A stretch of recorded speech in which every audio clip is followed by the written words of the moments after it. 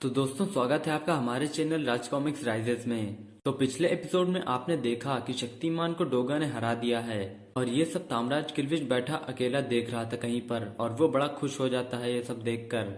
फिर अगले पल हमें दिखाया जाता है कि अदरक चाचा कहीं पर बैठे हुए हैं और सोच रहे हैं इतना वक्त बीत गया, आखिर सूरज कहाँ रह गया। अब तो उससे डोगा बनने की भी जरूरत नहीं पड़ती, फिर कहाँ रह गया होगा। मोनिका भी गुस्से से भरी हुई लौटी है, कहीं फिर से उनके बीच कोई झगड़ा तो नहीं हो गया। दोनों में हमेशा ऐसी नोकझोंक होती रहती है। फिर आज मेरा मन क्यों घबरा रहा है। फिर हमें दिखाया जाता है कि सूरज बाथरूम के गटर के रास्ते से अंदर आता है। इस पर अदरक चाचा कहते हैं, या खुदा सूरज, ये जख्म कैसे लगा बेटा, क्या हुआ तुझे, तू कुछ बोलता क्यों नहीं, कुछ तो बोल। इस पर सूरज कहता है, मुझे कुछ नहीं हुआ चाचा, मामूली जख्म है, 1-2 दिन में अपने आप ठीक हो जाएंगे। फिर अदरक चाचा तुरंत ही डॉक्टर को फोन लगाकर बुलाते हैं और फिर मोनिका और चीता को भी बता देते हैं। इस पर मोनिका कहती है कि मैं अभी आ रही हूँ चाचा। फिर मोनिका के साथ चीता भी चल पड़ता है। फिर हमें कुछ ही मिनट बाद दिखाया जाता है कि चीता और मोनिका दोनों पहुंच चुके हैं सूरज के पास और मोनिका वहां पहुंचते ही पूछती है, आखिर हुआ क्या था चाचा, कुछ तो बताइए, सूरज को ये चोटें कैसे लगी। इस पर अदरक चाचा बताते हैं, पूरी बात तो मैं भी नहीं जानता मोनिका बेटी, सिवाय इसके कि सूरज बाथरूम के गटर से जाने वाले रास्ते से अंदर आया था और घायल भी था, ऐसा लगता है ये कोई जंग लड़कर आया है। फिर मोनिका मन में सोचती है, कहीं सूरज ने मुझे दिया हुआ वादा तो नहीं तोड़ दिया, कहीं वो डोगा तो नहीं बन गया था फिर से। सूरज मेरे विश्वास का खून नहीं कर सकता, इतने वर्षों में मैं अपने सूरज को इतना तो जान ही गई हूँ कि सूरज मर सकता है पर अपनी मोनिका को दिया वादा कभी नहीं तोड़ सकता। इस पर अदरक चाचा बोलते हैं, किस सोच में डूब गई मोनिका बेटी, चिंता मत करो, सूरज को कुछ नहीं होगा। तभी हमें डॉक्टर निशी की आवाज सुनाई देती है जो सूरज का नाम लेकर चिल्लाती हुई अंदर आती है और पूछती है, चाचा जी सूरज कहाँ है, मुझे उससे बहुत जरूरी बात करनी है, आप उसे बुलाइए। इस पर अदरक चाचा बोलते हैं, सूरज की हालत फिलहाल ठीक नहीं है। फिर डॉक्टर निशी बताती है कि मैं आपको कुछ जरूरी बातें बताने के लिए यहाँ पर आई थी। दरअसल आज मैं जब सुबह सूरज के डीएनए पर कुछ प्रयोग कर रही थी और मेरा जूनियर डॉक्टर आकर बताता है, मैडम आपने जो डीएनए एनालिसिस के लिए दिए थे वह स्टेबल नहीं हो रहा है, हर पल वह अपना रूप बदल रहा है, इसलिए कोई भी एनालाइजर उसे एनालाइज नहीं कर पा रहा है, आप खुद देख लीजिए। इस पर डॉक्टर निशी स्क्रीन देखते हुए कहती है, ओ माय गॉड, ये असंभव है, अगर म्यूजल ज्यादा देर तक सूरज के डीएनए में रहा तो उसका बचना असंभव है। सूरज का डीएनए म्यूजल के साथ खुद को रीजनरेट कर रहा है, यह खुद को किसी खास रूप में ढालने की कोशिश कर रहा है और इस दौरान सूरज को मौत से भी बदतर परिस्थितियों से गुजरना पड़ सकता है जिसमें उसकी जान भी जा सकती है या इससे भी कुछ बुरा हो सकता है। और अगर सूरज उस स्थिति में बच भी गया तो उसका नया रूप बुरा होगा या भला कुछ कहा नहीं जा सकता है, हो सकता है वह अपना मानसिक संतुलन खो दे। सूरज के अनुसार अगर यह असुरी शक्ति है तो सूरज पर काबू पा सकती है। इस पर अदरक चाचा बोलते हैं, शायद सूरज उसी स्थिति से होकर गुजर रहा है वरना वह इतना घायल नहीं होता, या तो ये उसके म्यूटेशन का असर है और या फिर वह शक्तिमान से लड़कर आया है वरना इसके जिस्म पर डोगा की ड्रेस नहीं होती। फिर डॉक्टर निशी कहती है, खैर मैं सूरज को एक इंजेक्शन दे रही हूँ, ये सूरज के म्यूटेशन को कुछ घंटों के लिए आगे बढ़ने से रोक देगी, तब तक मैं सूरज की म्यूटेशन को स्थायी तौर पर आगे बढ़ने से रोकने के लिए कोई न कोई सीरम बना लूंगी, आखिर सूरज को यूं ही तो नहीं मरने दे सकती। फिर अचानक से एंट्री होती है तामराज किल्विश की जो कि शक्तिमान का एक बहुत पुराना दुश्मन है और वो हंसता हुआ कहता है, आखिरकार कामयाब हुआ अंधेरा अपने मकसद में, आज शक्तिमान सबकी नजरों में गिर चुका है और यही मेरा मकसद था।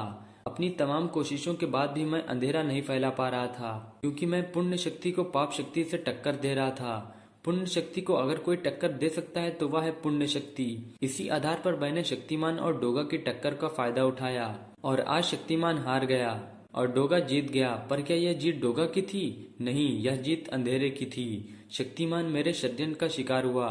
शक्तिमान से हुई मेरी अंतिम टक्कर मेरे लिए बहुत घातक थी। पाप पुंज को मैंने खो दिया। शक्तिमान में बसी सत्य की आत्मिक ऊर्जा ने मुझे एक ऐसे निर्जन ग्रह पर ला पटका था जहाँ कोई किसी परिंदे का नामो निशान भी नहीं था। पाप शक्ति के बगैर मैं कमजोर पड़ गया था। तभी मुझे उसी ग्रह पर बने एक खंडहर में मिली एक अद्भुत शक्ति, एक मणि जो समय पर काबू पा सकती थी, एक मणि जिससे एक ही दिन को करोड़ों बार फिर से जिया जा सकता था। मैंने उसे नाम दिया संतुलक मणि। उस मणि का इतिहास क्या था ये तो मैं नहीं जानता, परंतु वो ईश्वर की रचना को किसी शैतान की चुनौती थी। उस मणि ने न सिर्फ मुझे शक्ति दी बल्कि वापस पृथ्वी पर पहुंचाया। इसी मणि की शक्ति से मैंने शक्तिमान के किए हर नेक कार्य के दिन को फिर से शुरू किया। जब उसने आतंकवादियों से बच्चों को बचाया, समय धारा को बदलने के साथ ही मैंने उसके सामने ऐसी परिस्थितियां रखी कि वह दो कर्तव्यों में से किसी एक को ही निभा पाए, और ऐसा ही हुआ। लोगों का शक्तिमान के प्रति विश्वास टूटने लगा और अंततः उसकी डोगा से टक्कर हुई। आंतरिक रूप से कमजोर शक्तिमान डोगा की बढ़ती शक्तियों से नहीं जीत पाया और अंधेरा जीत गया। और अब कुछ ऐसा होने वाला है कि पूरी तरह मिट जाएगा शक्तिमान और फिर ब्रह्मांड रक्षक भी। इसी के साथ अंत होगा किल्विश के इस शरीर का। 2000 साल पुराना यह शरीर कमजोर हो चुका है। इसे एक नए शरीर की जरूरत है और वह शरीर मुझे मिल गया है। वो शरीर है डोगा और सूरज का।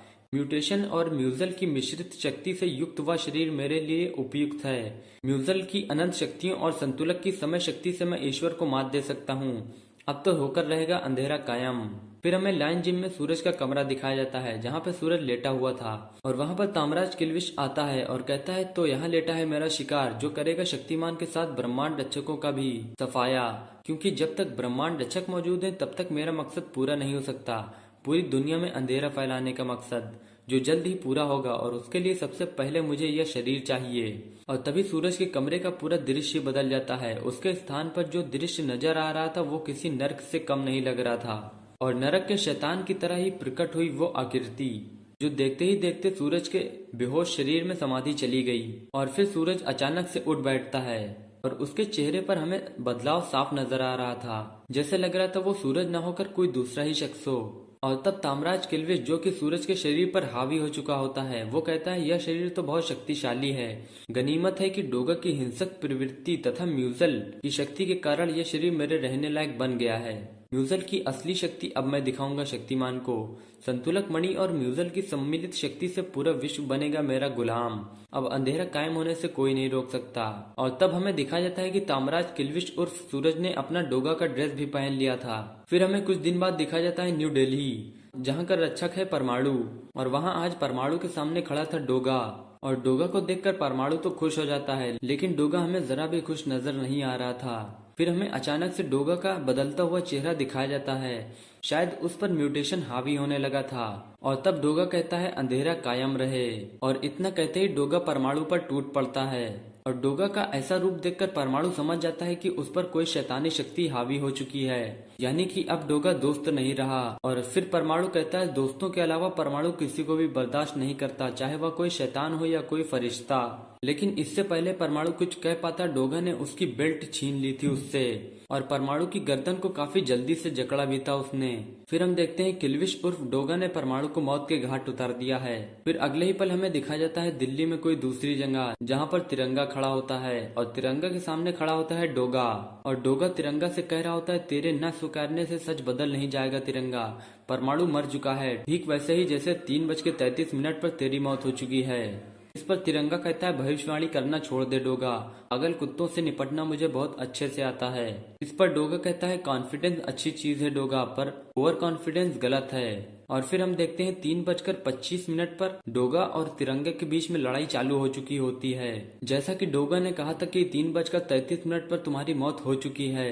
अब क्योंकि तामराज किल्विश टाइम को आगे और पीछे कर सकता था और कई बार एक ही टाइम को दोबारा से जी सकता था, इसलिए तामराज किल्विश उर्फ डोगा को मालूम था कि तिरंगा कैसे और कब मरा है, इसलिए उसने पहले ही तिरंगा को उसकी मौत के बारे में बता दिया था। लेकिन फिर भी तिरंगा लड़ रहा था, लेकिन तिरंगा को मरना तो था ही, वो भी 3:33 पर। और ठीक बिल्कुल ऐसा ही हुआ, तिरंगा अब मर चुका था। फिर हमें अगले सीन में दिखाया जाता है डोगा जो कि एक कुर्सी पर बैठा हुआ था और उसके अगल बगल सारे ब्रह्मांड रक्षक पड़े हुए थे जो कि मर चुके थे। और डोगा कहता है इन्हें मारना आसान न था, पर जिसके पास संतुलक मणि हो और म्यूजल की पावर हो और साथ ही डोगा का शरीर हो, उसके लिए कुछ भी करना असंभव नहीं है। मैंने इनकी हर एक मूव को समझा और फिर इन्हें मारना आसान हो गया। अब तो कायम होकर रहेगा अंधेरा। इस तरह से हम देखते हैं तामराज किल्विश ने डोगा का शरीर का इस्तेमाल करके सारे सुपर हीरो को मार दिया है। अब आगे क्या होता है ये जानने के लिए देखें हमारा अगला एपिसोड।